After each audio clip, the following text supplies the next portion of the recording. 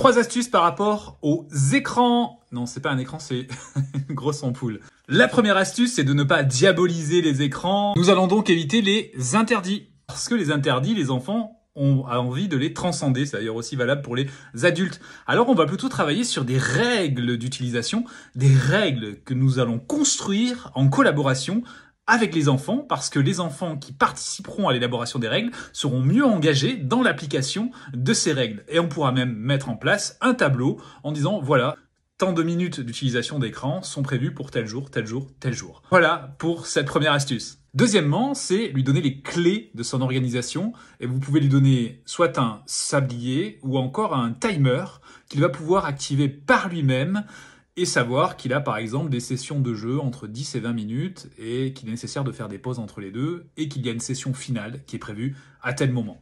Donc c'est l'enfant qui va gérer son temps par lui-même et vous allez lui faire confiance en lui expliquant et en l'accompagnant dans l'utilisation des outils. Troisième astuce, c'est de proposer à l'enfant d'établir une liste d'activités qu'il va pouvoir faire après son temps d'écran. Parce que le cerveau a peur du vide. Donc là, dans l'activité d'écran avec tout ce que cela implique en plus comme circuit de la récompense, l'enfant va ressentir du plaisir à jouer, il vaut mieux qu'il ait un objectif d'activité juste après et ainsi la transition entre les deux états d'esprit, donc le jeu avec tout ce que ça implique de plaisir et le futur plaisir qu'il va aussi ressentir dans une activité qu'il aura choisie, eh bien ça facilitera la transition.